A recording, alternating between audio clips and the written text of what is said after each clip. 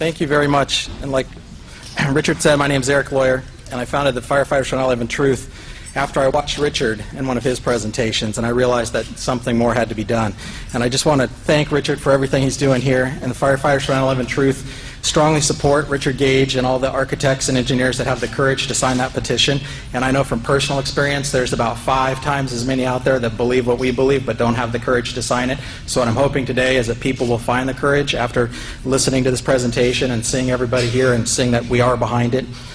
We also demand an investigation that follows the national standards and has contempt and subpoena powers. 9/11 was the greatest loss of life and property damage in U.S. fire history. This should have been the most protected, preserved, over-tested, and thorough investigation of a crime scene in world history. Sadly, it was not. What was it? Well, we know from their own admission the majority of the evidence was destroyed. Like Richard said, 22 years of experience. I've seen a lot of crime scenes. I've never seen anything like this in my life.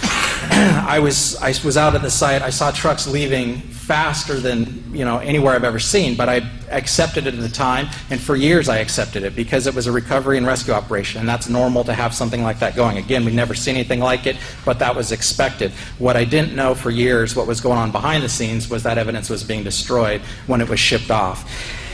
By their own admission, Tower 7 investigation, this investigation at Tower 7 had no physical evidence. How do you investigate a crime when you've destroyed all the evidence? It doesn't make sense. They also admit that they refused to test the explosives, or to test for explosives or residue of thermite. Now, this is what I'm going to go into here just real quickly, is there are national standards for an investigation. That's what all of us are asking for, an investigation that follows national standards and holds people accountable.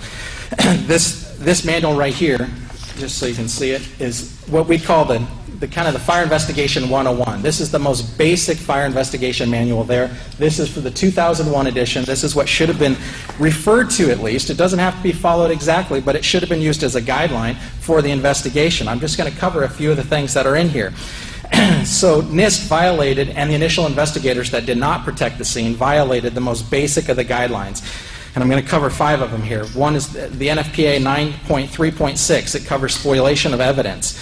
Specifically what it reads is, once evidence has been removed from the scene, it should be maintained and not destroyed or altered until the investigation is complete. The steel was melted down prior to the investigation. We know that from their own admission. This is no conspiracy theory stuff.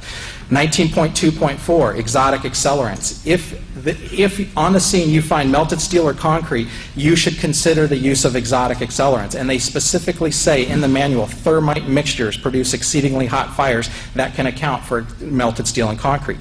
It also says they leave residues that can be tested for visually and chemically identifiable. Again, they did not test for it. And just put it in perspective, on a routine house fire, if we suspect even the slightest use of an accelerant, we're going to test for it when there's no fatalities, when there's very little property damage. So to not do it on this, there is absolutely no excuse. I can't drive that point home enough. 18.15 is analyze fuel source. All available fuel sources should be considered and eliminated until one fuel can be identified as meeting all the physical damage criteria. For example, if you find pulverized concrete, which we all know there was in all 3 buildings, there was pulverized concrete, the only fuels that can create seeded explosions should be considered. So they shouldn't be considering fires. They shouldn't be doing that. It doesn't account for pulverized concrete. They should only be considering exotic accelerants and explosives. 19.4.8.2.6, extremism. The terrorist may include fire as but one of a variety of weapons along with explosives used in furthering his or her goal. We know they used them in '93. Why would we not test for them now? There was reports that day, multiple reports, which I'll get into in a second. So they could have put them in the basement. How do we know that unless we test for it? I mean, even if it is the terrorists that they claim they are, we need to test this.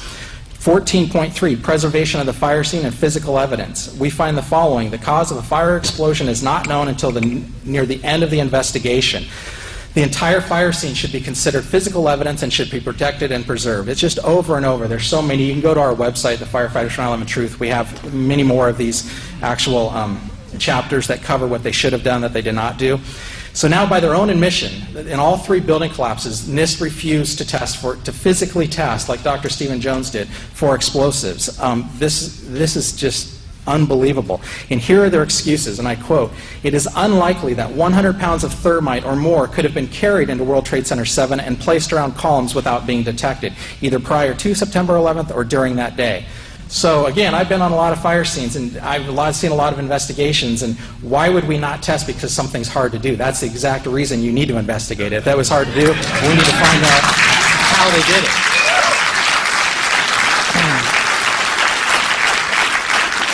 And number 2, NIST excuse. In addition, no blast sounds were heard on the audio tracks of the video recordings during the collapse of World Trade Center 7 or reported by witnesses. That's one of the excuses why they didn't test. Well, apparently they didn't read Chapter 18. 18 is the general definition of explosions.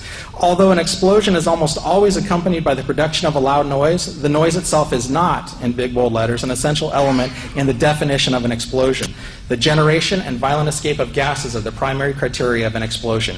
So that alone says they should have tested for it. But then we also, NIST has lied, and we can prove it as soon as the new investigation happens. The evidence is out there for you to see right now. We have 118 first responders who reported explosions. We have the radio transmissions from FDNY members that are still recorded today that reported explosions. We have audio recordings. We have video recordings. I've personally talked to witnesses that heard them. So there's nothing short of saying they lied, and they need to be held accountable.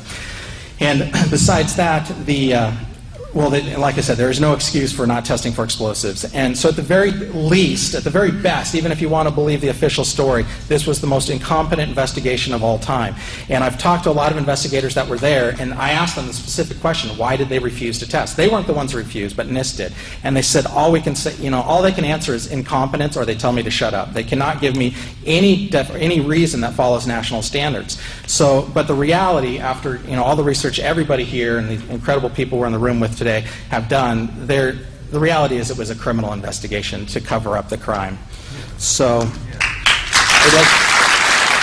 just to finish, I'd like to read a quote. This is from a retired, decorated FDNY lieutenant. Anyone who knows the fire service, he is a stud. He worked on Ladder Company 26, Rescue Company 3, Rescue Company 1 in his career. Anyone who knows, those are amazing companies. Here's his comment. Trade Tower 7 by itself is the smoking gun, not hit by an aircraft with only a few relatively small fires. It came down in a classic crimp and implosion, going straight into its basement, something only very precise demolitions can accomplish, which takes days, if not weeks, to prepare. The 9/11 Commission didn't even mention it, and FEMA actually stated they didn't know why it collapsed and left it at that. Brothers, I know that the above implications are hard, almost unthinkable, but the official explanation is utter nonsense, and 343 of our murdered brothers are crying out for justice. Yeah. Thank you.